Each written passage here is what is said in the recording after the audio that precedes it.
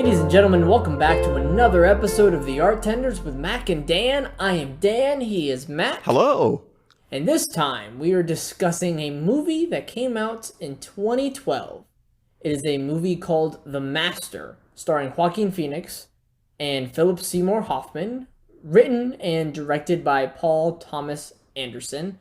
The best way I can describe this movie is that it's less about the plot and the narrative, and it's more about the character relationship. It's not much story there, but no, not at all, not at all. It's well, because when you think about the story, you're like, okay, things happen, but it's so obvious that the story takes a backseat the entire time. Oh, yeah. Well, it's very A24. Before, I'm sorry that I have to. No, go ahead. But it's tied between Joaquin Phoenix's Freddy, who is an ex-Navy drunk after the Second World War. Yeah.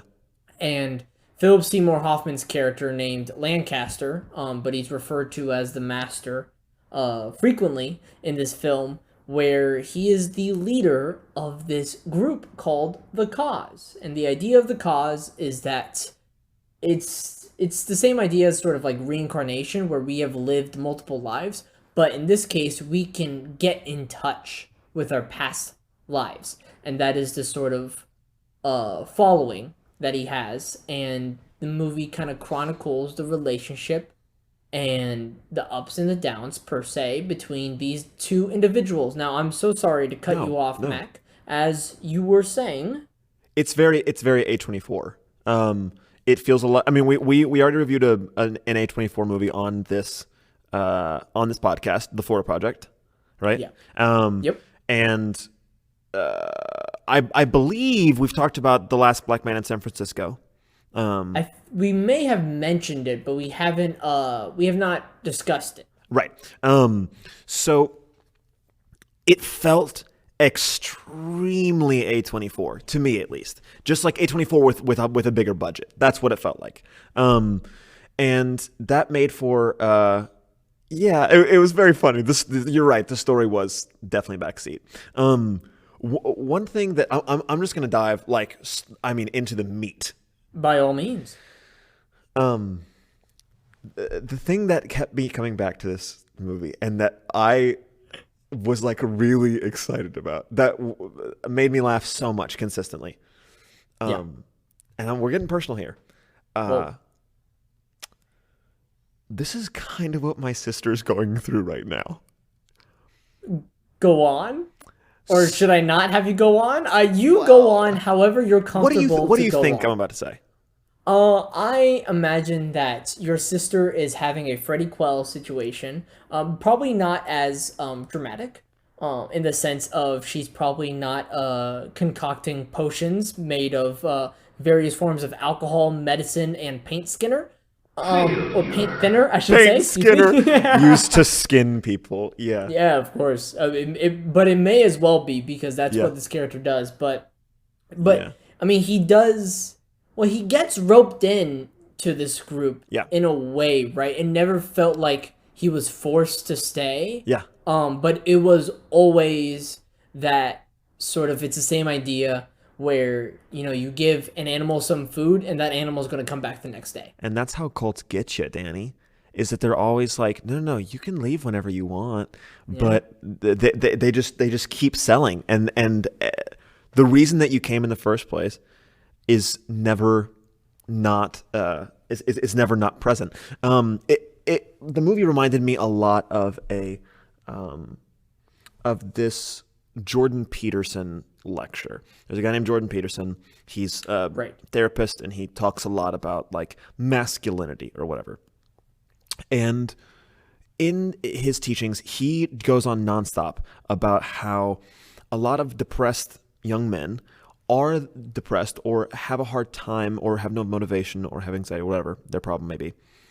Most of the time their block is that they don't have purpose. It's that they don't feel like they have purpose. So once they're given a job or once they're given a duty that they must uphold to make society better, that they're dependent upon, then a lot of their problems go away. Yeah. Because that's where the problems come back to for the most part. And it felt a lot like that. That was super Freddie Quell. And that's kind of a little bit what my sister's going through right now. There's not like a specific group of people or anything, because I mean it's COVID. They're not going to be meeting necessarily. Well, I guess cults would probably meet. COVID's not stopping cults, but anyway, we don't know. There are things happening. God knows. God, well, or whoever they believe knows. And so yeah, she's kind of a little bit creeping into that area of things. Not necessarily cult, but she is listening to a very new set of like thought leaders and religious leaders. It coins itself the next great awakening, which is scary. It is, and she does, and the part that I started laughing the hardest is that she does wholeheartedly believe in reincarnation. And that's a huge part of what she's been buying into recently is the idea and that's of a part in multiple religions too. Yeah, like it's not that's not a cult sort thing. of newfound concept, Yeah, right? no, I mean, like no. a big thing. That's very common. Yeah, yeah. It's a fundamental part of Hinduism, right? For example, and so one thing that they were talking about in the movie is that like one of the hecklers comes and starts questioning the master, and he's like, yeah. So so humans have been around for how long? And then Philip Seymour Hoffman's like trillions of years. He's like, it's weird because scientists think that the planet's only been around for billions. And then he's like, well, sometimes scientists are wrong, like that whole thing. What my sister is buying into, how they have worked their way around that is that they've lived past lives, but because there's intelligent life on other planets, and in different galaxies, we are on the same spiritual plane. So her past lives, exactly. So her past lives sometimes have taken place, she claims, on other planets. Now it's like, oh, okay. Which the more she talks about it, the more I'm like, you do your thing. And it hasn't been dangerous. Like she hasn't been Freddy Quick, because like the tough thing about cults, and the tough thing like in Wild Wild Country, which is another cult documentary series, Right. in Jonestown, in any Nazi documentary that you'll find. Well, I'll excuse the Nazis. I'll definitely excuse the ones Nazis. that come to mind at first. The most iconic ones. I mean, like Jonestown is a perfect example. Like when I think of a cult, I think of Jim Jones. Right. The foundation isn't necessarily the bad part. It gets bad whenever people exploit power, or whenever members take it too far. So like with and that's not even exclusive to cults.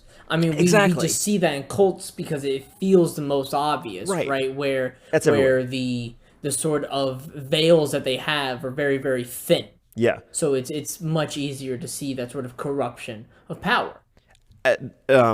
Subtweet at real Donald J. Trump. I'm not trying to get political, but I'm sorry. That's the most obvious example, right? Is that it's not a problem until people exploit power or members take it too far. But you're right. It's across the board. It's everyone. Yeah, and he's not exclusive in that. There are plenty of individuals. No, Yeah, you can go for the Bernie Bros as well. But I mean, and like in Wild Wild Country, for instance, with that cult, it was not a problem until the members started taking it far too seriously and like killing senators. And in Jonestown, it wasn't a problem until Jim Jones steps in and is like, okay, everyone's drinking the Kool-Aid. We're all going down. Like there are red flags, but nothing specifically bad or illegal necessarily is happening until we hit that precipice. And I think that is a beautiful concept for a movie, because how have there not been more cult movies? There are plenty of documentaries, but how have there not been more cult movies? That's The Wicker Man. What's that? Midsummer. Oh, Midsummer, right.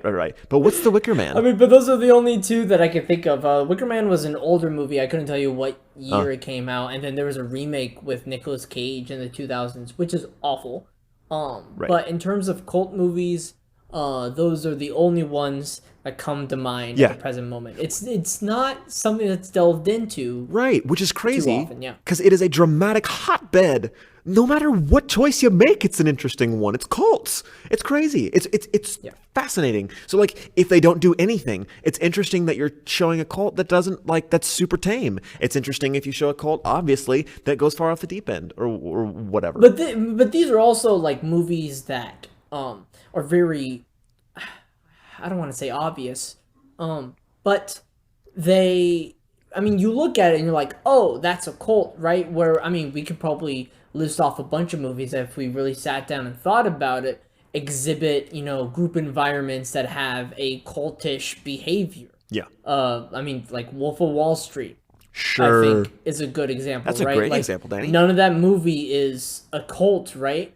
But Jordan Belfort has this cult following, and he is much like a cult leader. Yeah. That there is, a vacuum of power. He takes it to the utmost potential, and sometimes that's just what human nature is, just Yeah. capitalizing on potential. But it's what he does with that potential. Yeah. And the people that follow him and what he does with that power. Have you ever seen that guy talk in real life, Jordan Belfort? No, but you know who I have seen talk? Philip Seymour Hoffman in this movie. I mean, so good of a performance. What a rat back. I hate you. It was awful. Please don't no, commend no, me it's for fine. that. Cue failure sound. You were you're talking a little bit earlier about okay, so the summary of the last chunk, there's no such thing as a boring cult story. Yeah. But you're talking about time a little bit, and era, like quite a bit ago. And what's that was another really, really interesting part of the movie is that it didn't feel that dramatic. Like it kind of like it had like a 1950, because it took place in 1950. It had that 1950s like coming of age vibe almost. In a way. It felt, and I mean, obviously, like Joaquin Phoenix is like the Stand By Me 1950s coming of age guy, but forgot about that one, huh? But yeah, Also, like the that wasn't music. Joaquin Phoenix. It's a big, big failure on your part. That's River Phoenix in Stand By Me. Shit. I thought. Okay, can I tell you? Can I be honest? I thought they Please. were both in Stand By Me. No. It's not that I thought it would like I'm switched. It's that I thought they were both in Stand By Me. No, I'm so sorry to inform you how Oh wrong no. you were. Well, because I thought you were just using it as a phrase at first. That's why I didn't say anything. And I'm like, wait, no, he was No, you're referencing thinking the movie. Phoenix, right? But nevertheless, How do I think have a any big credibility anymore? Go ahead, Danny.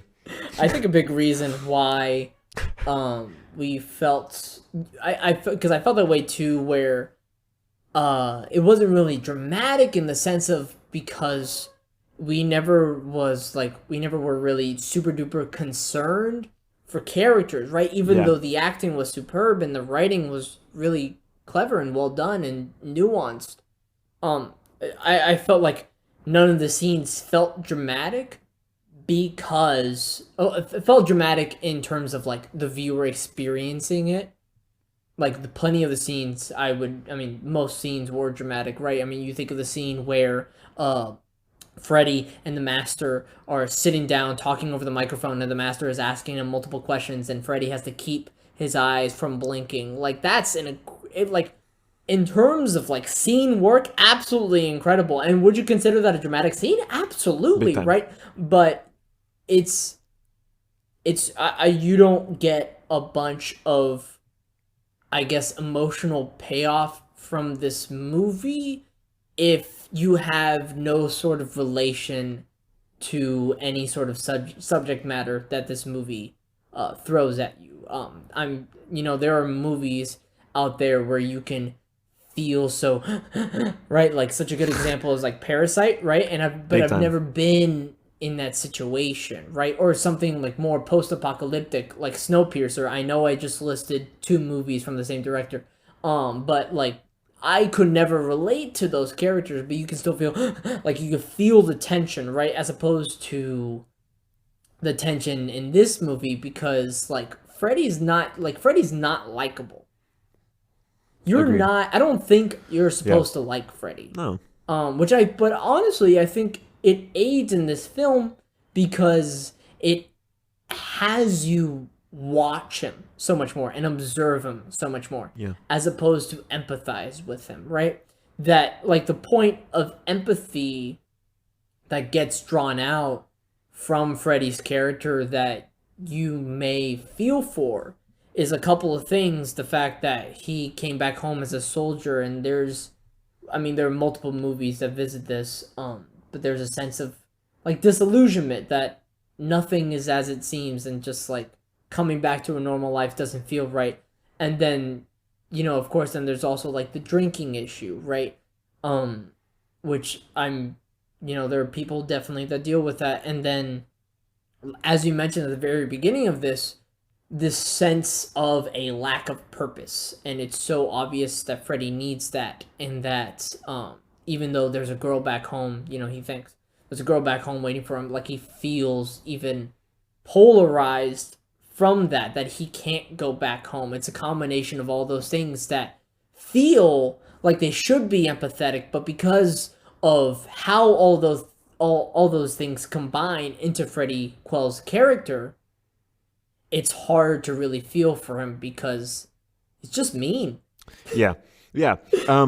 One thing that this movie does that feels very A24 is they treat scenes and settings and setups and transitions almost as if like we're just going to show you what we need to show you, and that's that. But as viewers, we have been taught since we were kids that setting matters, introduction matters, setup matters.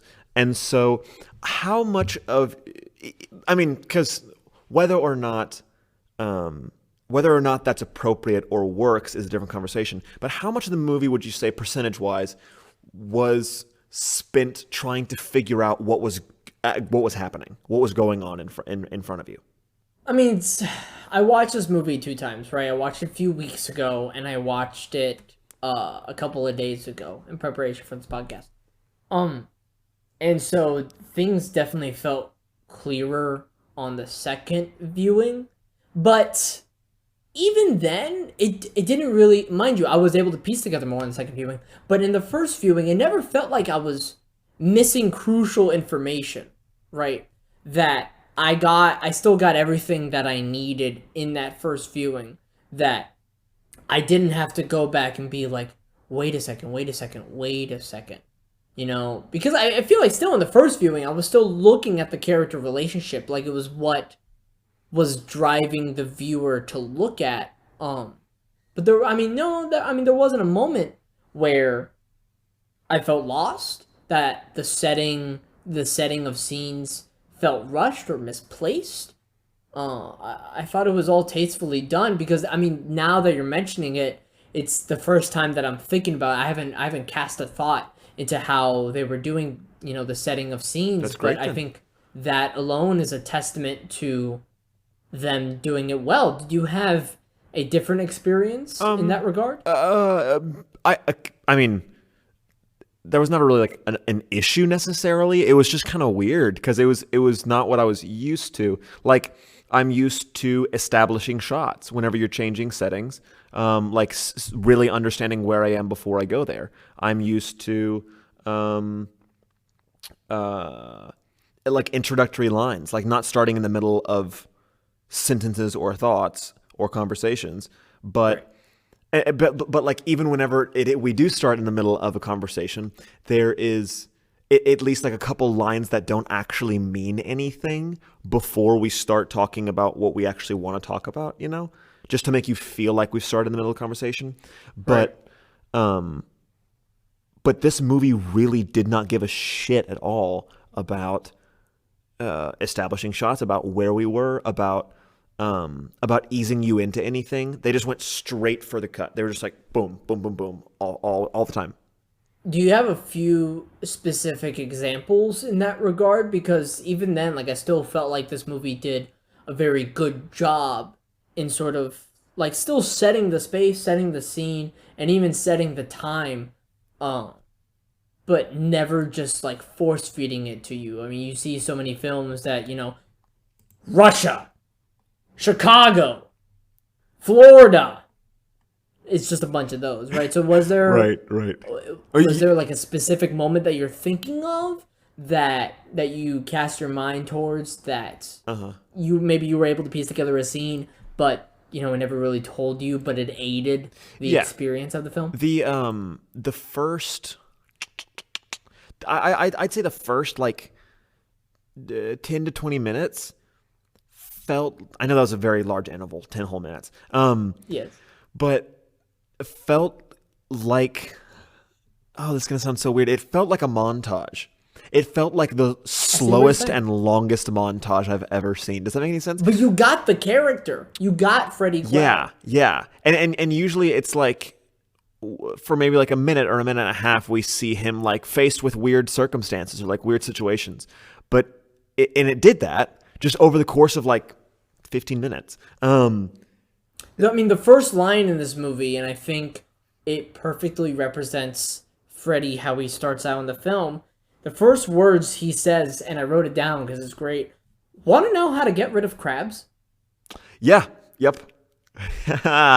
Oh my god. And you know what's funny? I totally forgot about that. So like and not in a bad way, but like for instance whenever we see him working like taking the guy's headshot in the mall. Whenever Right. we see him on the cabbage farm. That was all just like, what? I think I missed something, but I didn't. I was just like, we're just here now. Or for instance, later on, whenever they're at Laura Dern's house, and Mm-hmm. Laura Dern's talking, and I'm like, holy shit, that's Laura Dern, and I don't even have a moment to say to myself, holy shit, that's Laura Dern, before Rami Malek's wife is like feeling him up, and I'm like, this happened. Where are we? What's happening? We have dove into something, and I'm kind of, you didn't give me any time for this, which was not, I'm not necessarily saying it as a bash or as a critique. It's more it was just jarring to me, I guess. I'm not used to that, I guess. Um, but This movie, it doesn't waste its time, no. I feel like, but because everything is meticulous, and you might say, oh, like the cabbage farm scene, like that was a waste of time. But no, I think we just get a little bit of a slice Yeah. of a character, and you're like, okay, you put it in your Rolodex of information that you have for this individual, and you're like, okay, so this is at its core, like this is fundamentally this And I person. will say, even though the montage was like was so long, the funniest thing is that like at the end of the day, you have already told me heaps about this character in just the 1 minute that it takes for him to be sitting down, pouring everyone drinks, and then he sees the guy at the cabbage farm and says, "What's your name?" Tells him Frank. He's like, "Frank, you look like my dad." And then Frank's dead. Um, that's I did have that thought too. Yes. I was like, that is a fantastic setup. That is that is so well done and super smart, because that's a really hard thing as a writer. Um, to Right. be like, how do I teach the audience about this character as fast as I possibly can? And that's it. That's awesome. Yeah, that's always such a weird hurdle to cross. When we get back, we'll try to look at what this movie is at the core. Try. Oh god. All right, if you haven't heard about Anchor, it's the easiest way to make a podcast. Now just let me explain. First of all, it's free. Second of all, Anchor will distribute your podcast for you so it can be heard on Spotify, Apple Podcasts, and a whole bunch more. And third, now this is really important, you can make money from your podcast with no minimum listenership. Hear me when I say no minimum listenership. It's everything you need to make a podcast in one place.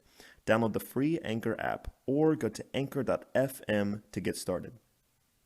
And welcome back to the Artenders with Mac and Dan, and in the last part, I teased that we're going to discuss the core of this film. And I know that we kind of already have, right? I mean, we discussed, inherently that this is a film that examines a cult and this essentially broken individual's relationship with said cult, right?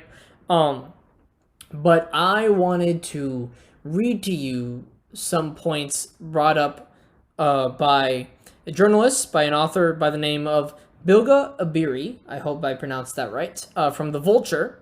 And he examined, what is The Master about? Right? Because when you watch this movie, and maybe even when you're in the middle of it, you can sit there thinking to yourself, okay, this movie's good. I can tell this movie's good, but what is this movie about? And Sure. so if you don't, but it's like interpretational, right? Yeah. And so Mr. Ebiri mentions 5 different ways to interpret this movie, and I think we already gotten a hint of what resonated with. Oh wow! And I cleared my throat into the microphone. That's a fine. I wanted to examine with you and see what resonated with you, even though you already kind of said that in the previous part. But just to look at the potential of how one could interpret this movie. And I love countdowns, even though it's in no particular order. Number 1, search for family and stability. Number 2, cult politics. Number 3, doubles, as in like foils and parallels in character. Number 4, post-war dissatisfaction. And number 5, acting. Just acting? Some good old acting. That's hilarious. So I think the movie is definitely all of these things, but what drove me to select this movie for this podcast, and I mentioned it in our previous episode, I can't even remember what the heck we were reviewing last time. Oh my god, everything is just a blur. No, I can't. What were we looking at last week? Wow, we sucked. Lovecraft Country. Thank God. Okay. I mean, it was good. I don't know why I just forgot fantastic. I was thinking about it earlier, too. It's just after 20 episodes. This is the great. 20th episode. Hooray. Anyways, what drew me to this movie and why I picked it is because only a few weeks ago we discussed the show Berserk, and it primarily follows really 3 characters, but really 2 characters, Guts and Griffith, and they're just complete foils from one another. But it's not like foils in the sense of, let's say, like Tybalt and Benvolio, to bring up a Great Shakespearean examples, reference. yeah. But this is a foil that brings these 2 characters together. It's the yin and the yang. It's the North and the South poles. And so that is what drew me to Berserk, and that is what drew me to this movie. And so what really resonated in me with this movie is just looking at the relationship between those 2 characters and how each character serves the other, right? And we see some of the outcomes of that too.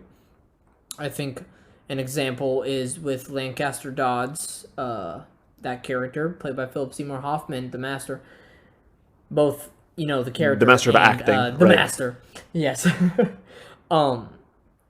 It's actually a really interesting scene because, so, Freddie Quell, Joaquin Phoenix's character, is not incapacitated, but he is, like, very, very drunk during this sort of dance party that's being held at Laura Dern's house. And it's not actually Laura Dern. Her character's name is Helen. But Laura Dern's house.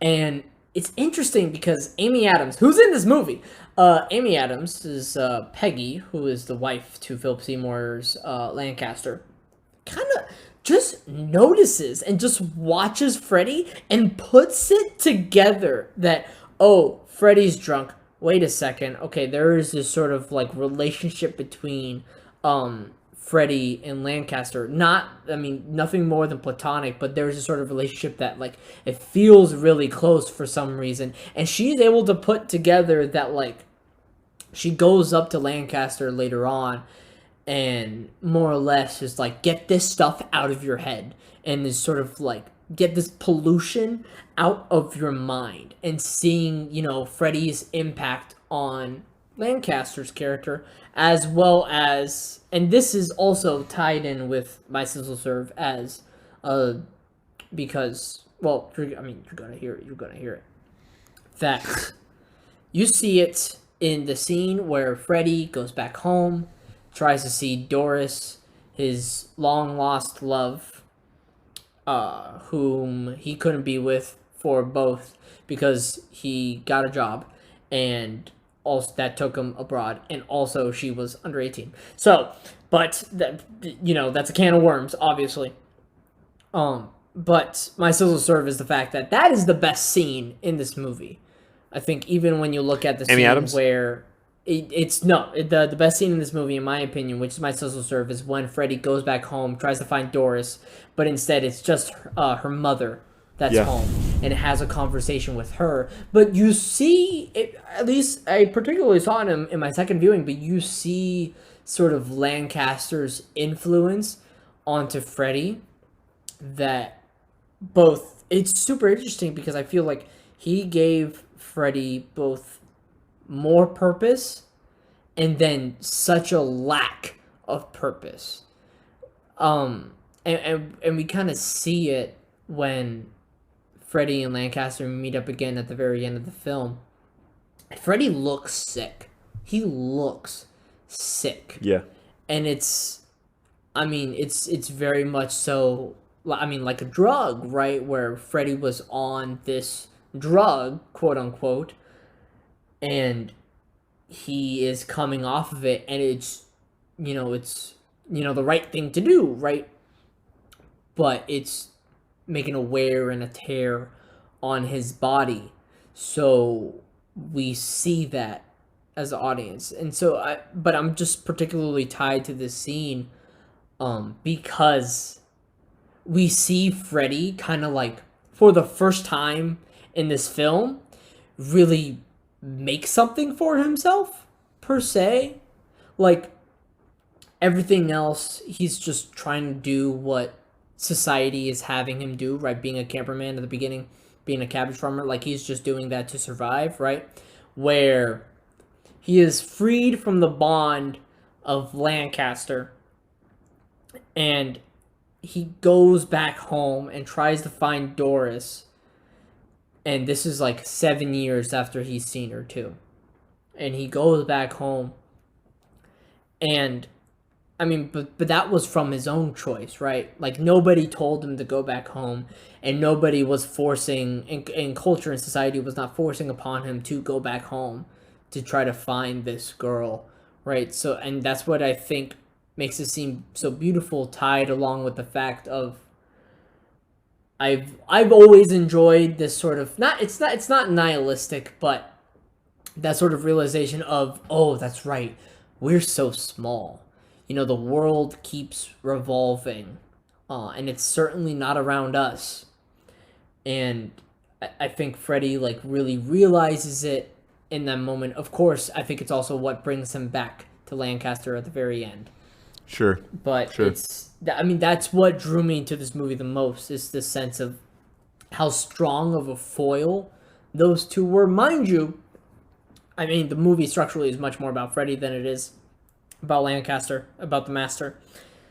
But it's such a strong foil, and it's really nice because, once again, these are two people that shouldn't like each other, but these are two people that love each other. Yeah. Not a healthy love, and not a love they should be having, but there is this love going on. And I don't even think, if we want to get more into interpretation, I don't even think it's like Philip Seymour Hoffman's character Lancaster. I don't even think that it's him just trying to make Freddy into his pet. I think there may be some, and I don't even think this is reckless speculation, there may be some sort of like fixer complex of, I want to fix Freddy. I want to be the one to cure him. Yeah. I think that's what's probably processing through Lancaster, but there's still something there. At least that's what I would like to believe. There's also a parental relationship that I think is established super early on. A father and son vibe. And for me, it actually happened the moment that that Lancaster said. But by the way, we don't even get that his name is Lancaster until the cops show up. Yeah. Oh my God, good point. Everybody, we should say, because of course it's a cult, everybody who speaks to Lancaster Dodd is saying the Master, aside Yeah. from the police. And There this police may show have up been and a are Mr. Dodd or something here and yeah. there, but Because like I was watching and the police show up and they're like, "Is there a Lancaster Dodd here?" And I'm thinking to first time myself viewing, you're like, like, who the hell is that? You may be able to put together very yeah. quickly, like, I was like, maybe oh, that's like Laura it's him. Dern's Yeah, husband or something. I don't really know. Then I was like, oh my god, that's wild. That's right. they're finally giving me his name.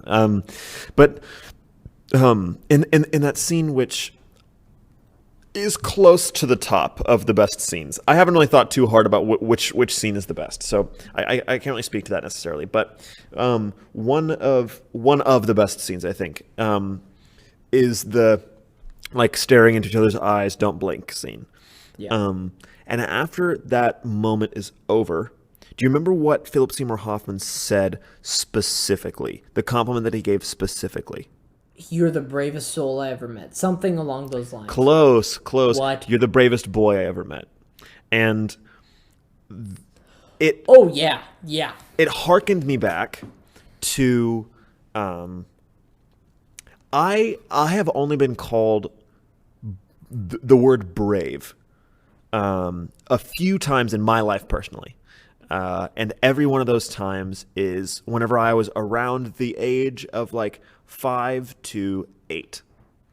Yeah. And there's something about, and I've been thinking about this a lot recently before I even watched The Master, that I can remember the very first time that I was ever told I was brave, and I wasn't brave in that moment. Thinking back, I was just like, I got hurt, and they were like pouring hydrogen peroxide on my cut or whatever, and they told me that I was brave, and I started crying because that meant so much to me. I was like, brave? Me? You know what I mean?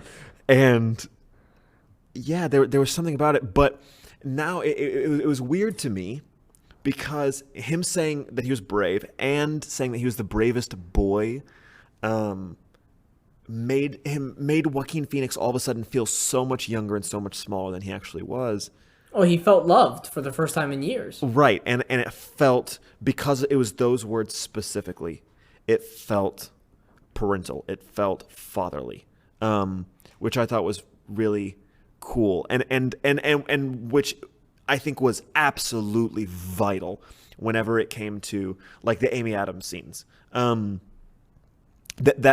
from an audience perspective, we are like, oh, I've been picking up father-son vibes.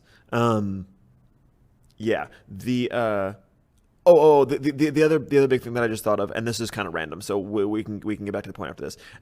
Whenever he comes back to see the Master at the very end, Right. it was really cool to see, like, in the details that how much the cult had been growing. I liked the details of, like, as the movie goes on, the cult grows. They never really mention it that much, but the cult is growing, and like they're gaining more money, more popularity, and everything. And that was a funny and interesting detail to me. One thing with that, Yeah. I also want to mention is that throughout the film we see the daughter, Elizabeth, Yeah. be this sort of like devout follower of the cause, as it's called, as opposed to the son, Val, is not. But at the end of the film, in this new location in England, they have this new school. Val is the one that's there in this suit, and Elizabeth is, we're told, is DCF and not there. Whatever that means. You're right. Whatever that means. You're so right. I gotta say, I was sitting there thinking for a while because I'm not familiar with DCF. Are you?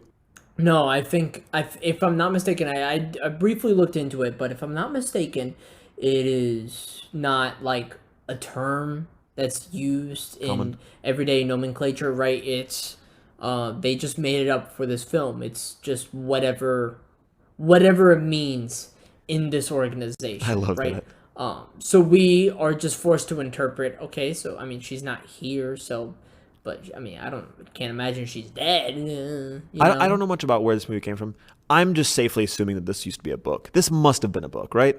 No, this was Really? written and done As a and screenplay. directed by Paul Thomas Anderson, and he took, if I'm right, he took a lot of inspiration, of course, from Scientology, and that was just one of the big influences that he was working with. I don't know much beyond that. Yeah.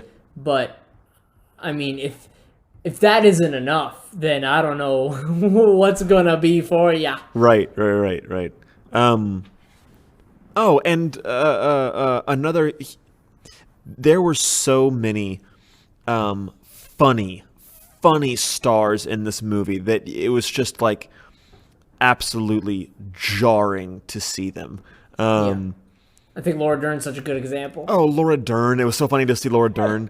I mean, obviously, Philip Seymour Hoffman, Joaquin Phoenix, Amy Adams, Rami Malek was just there. And I was like, how are you not using Rami Malek? Jesse Plemons, who was Val. Who was Val? He was the son, yeah. Yeah, who I was trying to remember where I knew him from, but I've seen him like a million times.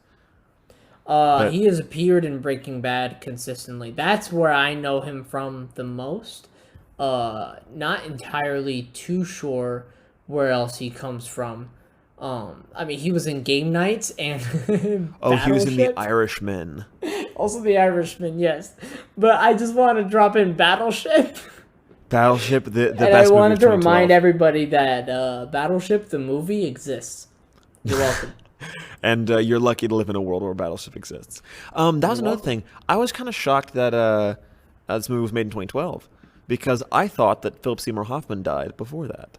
That is incorrect. Yeah. He only died a few years ago. I don't want to do this sort of reckless speculation while we're doing the pod. So, but is there the pod. I want to I want to briefly discuss how great Joaquin Phoenix's performance is. Yeah. And I also want to mention that I really do feel that Joaquin Phoenix and Philip Seymour Hoffman's acting just, dwarfs everybody else. Yeah, it's not even close. Really fast, Philip Seymour Hoffman passed in 2014. Got it. To answer that question. But so this was one of his last movies. Towards the tail end of it, yes. That's sad. But I even felt that, so Amy Adams was nominated for, I think, Outstanding Supporting Actress, in, Academy Award. But even then, I only felt that the acting from Joaquin Phoenix and Philip Seymour Hoffman, I was like, whoa, because I don't know how to articulate it, but I got a sense from so many other actors in this film of we're acting. Hey, we're acting, and we're doing it really well. Don't get me wrong, but I am saying these lines, and I'm saying these lines really well. And don't you forget that this is not me. That I am an actor. I am saying these words, and I am this character. Yeah, can't you see I am this character? I don't know how to articulate that, but I felt that with everyone except the leading two. Interesting. Even though I love Amy Adams' work. Yeah. But she was probably the one that I felt the most with. That there was... I don't want to say it. But I'm going to say it. There was a sense of overdramatic that I felt from a lot of these people. And maybe it is. And maybe it is. And maybe... And you know what? Maybe I'm stupid. There, I said it. I give you ammunition. Maybe I'm stupid. Maybe you are. And I've never been in this sort of situation where these characters go through. So maybe this is very, very real for some other people. But I felt that for so many of these characters, they just felt like characters. Yes. As opposed to people. And then the only people that I felt like were going through things, of course, were Freddie Quell and the Master. Yeah, there's something to. I've been thinking about this a lot recently, especially with the kiddos at school, that I see often that people, and this is something that I've noticed like the further that I've gotten in my acting education, that people have a very difficult time balancing how much they're supposed to be thinking and how much they're supposed to be feeling. And I know that that's not something that you necessarily pre-plan, but there is something I think to that. That there is that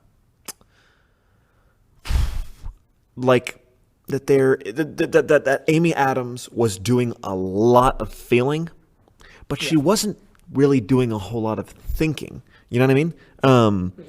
And that was kind of bothersome. So that might have been where a lot of the over dramatic came from. Is that well, one, it was never justified truly, and two, every single time that I saw her doing something, I never saw her make the decision. She just started doing it. Whereas that's something that I think that for Joaquin Phoenix, and we've seen him in this type of role, he plays Trainwreck really well.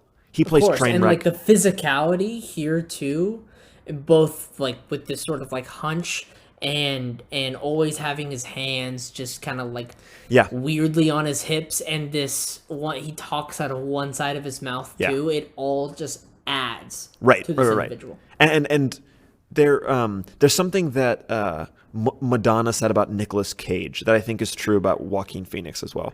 Please tell me. Before Nick Cage got famous, Madonna saw him in a indie movie, and he asked her afterwards if like how she liked it and everything, because they were like at a rap party or whatever. And Madonna, because she was famous at Madonna at that point, she was like, the movie was shit. You were the most beautiful train wreck I've ever seen. And then she cast him as the main guy in the next movie that she was a part of, that she was producing. And now he's Nicolas Cage, which it makes sense. If you look at Nicolas Cage, you're like, that's a pretty apt description. And I feel like train wreck. Yeah, and I feel like Joaquin Phoenix is that same type of train wreck. It's just that Nicolas Cage is an atom bomb, and Joaquin Phoenix is more of a tiger stalking its prey. Like he's a little more like low key about it. Like he's a little more like strategic about it. And I think that's the difference between Joaquin Phoenix's part being a load of bullshit and absolute genius, is that it's always a decision, and we always see him thinking it. We always see him think it first, and then he does it, rather than him just being like, "Oh, I'm a crazy man. I'm going to act like a crazy man." And that's what you're talking about between character and person, I think, is that even though we're tracking a mentally unstable man, we see him making his decisions. Whereas with Amy Adams, it's just it's bullshit, because and so much of it was her voice work for me. Did you feel that? I think so too. I don't want this to be the this Amy Adams hour. We both love Amy Adams. Amy Adams freaking rocks. Yeah, but I had the similar experience where I didn't I didn't vibe with her performance as much, and I think part of it was the voice work. I think I don't know. I would have to watch it like a third time, but like just to watch Amy Adams's performance and figure out like what is she doing that I'm not resonating with. But that's part of the reason why we're doing this show, is that we can better figure out that vocabulary for ourselves. One thing that I thought quite a few times throughout the movie is I was like, it feels like Amy Adams is putting on a voice and putting on this like I'm the wife of a leader of a cult, so I must be articulate kind of vibe. Now that I think about it, like, maybe she was, but as I'm thinking about it, there was a sense of she wasn't breathing. No. Like, she wasn't breathing the space, the people around her. Can I tell you something? I have to do this thing, right? But that wasn't her character. Yeah. doing that. That was the actor not breathing. Emma always makes fun of me for this. Emma Always. is. My girlfriend. Thank you. Because one time I accidentally said, "Oh my gosh, I just realized that's what it looks like to breathe in the service of the text." Because Stan had said it at some point, and she was like, "No one in all of human existence has ever said something more pretentious than what you just said." And so she says it all the time. And so just for her, I'm going to say right now that Amy Adams was absolutely 100% not breathing in the service of the text. I said it. And like I was saying earlier, like it was weird because she felt like she was putting a voice on. And Right. the weird thing is that Philip Seymour Hoffman kind of was too. But whenever he was doing it, it felt appropriate and it kind of made sense to me. And whenever she was doing it, I was like, Amy, stop with the just start with Amy. Just start with Amy Adams, and we'll go from there. Like, you know what I mean? But you know what was the funniest part about all that? The funniest part of how it relates to Amy Adams in this film is that even assuming that I looked like Amy Adams, I couldn't do that role. I probably couldn't do it as well No. as Amy Adams. No. Which is funny. Like it it was like a well acted performance, but what you and I both saw was, oh, you're scratching the surface there. There's so Yeah. much more that you could do. Yeah. Because I know the movie is not about her at all, but if it did feel like her character should have made more of a presence in the mind of the audience. Sure. And maybe it was something smartly done by Paul Thomas Anderson where that wasn't the case. I don't know. Yeah. Um It also felt like yeah. they got Amy Adams to be Amy Adams, not like just her name, but I mean like to do her Amy Adams thing, you know, because she definitely did her Amy Adams thing. We're talking a lot about Amy Adams because we're just once again we're just trying to figure out I know it's what so was going funny. on. It's not because we're dissing Amy Not a Adams. high. Also, Eventually, we're gonna have to do some Amy Adams propaganda. Yeah, right. In the future, which I'd be more than happy to do. But we're just trying to examine this performance. we should change the name of the podcast to "We Promise We Love Amy Adams," but ... Yes. The what was I saying? Yes. The sorry. Yeah. Very nice work. I know. Yeah, thank you. It's eloquence at its finest. That they got Amy Adams to do the Amy Adams thing, you know, and so it's almost like whenever they got Ian McKellen for Cats, and you're like, I'm clearly this is not fantastic, but Ian McKellen came to get paid, and you know what he did? He got paid. And Amy Adams, Christopher Walken in The Jungle Book. exactly. And you're like, okay, you were picked for a specific reason. You were picked to do the Christopher Walken thing, and you did it. So good. Here's your paycheck. Go home. And it felt like that was a little bit the vibe with Amy Adams. That it was like, oh, Amy Adams doing her Amy Adams shtick where she talks all teary-eyed for like and like kind of stares off into the middle distance for a while, and it looked really good. And then you move on. But it's like no, and I think that exactly what you're talking about. There's a sense of this was not a complete performance. You were so close to something that was really stellar. Yeah, that just didn't come to fruition. I agree. But to circle back super fast, once again, I know we've said it multiple times, but just the performances by Joaquin Phoenix and Philip Seymour Hoffman Unbelievable. were superb. And I think, to sort of wrap it up, I guess, Yeah. I think this film is worth the watch alone to watch those performances. Yeah. And I mean, you see a lot of character development in Joaquin Phoenix's character, right? You like look at him for character development, and then you look at Philip Seymour Hoffman's character as a sort of end all be all catalyst to what Phoenix's character does. And so I think that's just the real joy of this film. It's about a lot of things, as I alluded to. It's It can resonate with you with its cultish ways. It can resonate with you looking for a sense of purpose, or like the dissatisfaction of war. Like for me, it resonated with that character relationship, Yeah. and just on that merit alone, I think this film is worth the watch. And then plus that, it doesn't have a heavy plot, but who cares? That's not the point of the film. It's so very clear not the point. But I think it better serves the movie, and it better serves the character, and it better serves the very small but fascinating story it is trying to tell.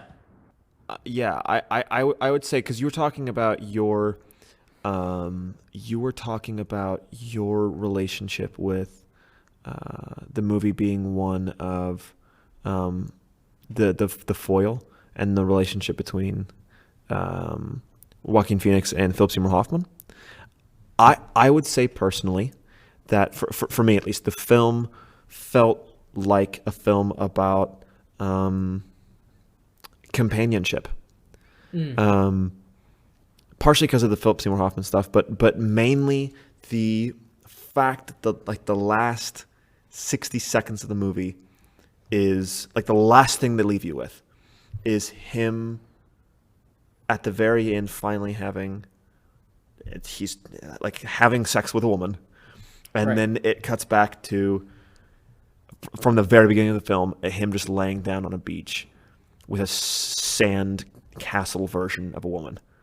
And it's like a combination of, because I was looking at it this time and I couldn't tell. Like it's a combination of, like he was happier in a way, even though like he went back to his own back to his own like toxic ways, but it felt healthier. I don't know how else to look at Then it, then but Philip Seymour Hoffman for sure. yeah, As long as like he's not killing relieved people. of this sort of self burden Yeah, that he had. yeah.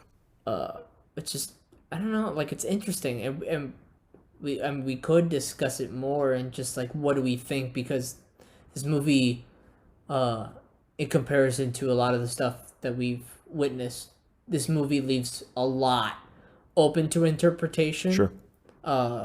When you start thinking about it more and more, because these characters are really well written, because surface level they're simple, but deeply they're complex and rich and fascinating. And I mean, you could just look at this for hours and you're like, wait a second. I think it's something to marvel. Now, Mac, Yeah. what are we going to look at next week? Well, I would, I would like to watch Barbie Nutcracker, but Wouldn't we all? yeah. So there's a possibility we're doing that maybe, but if not, the choice of mine for the next time that I have a choice to make. We're putting it on the docket, yes. Yeah, right. On the queue is the Queen's Gambit. Whoa. Have you heard of that? I've heard of it. I've heard of it so much, but I haven't seen it. And me neither. Everyone around me has watched it except for me. And I feel like we're getting a little more into the modern pop culture. We are starting to review more things that people are interacting with day to day. And I think that's probably that's number one on Netflix. So let's roast the hell out of it. I mean, let's give it a fair chance. Roast. No, I'm kidding. Okay, so Queen's Gambit next.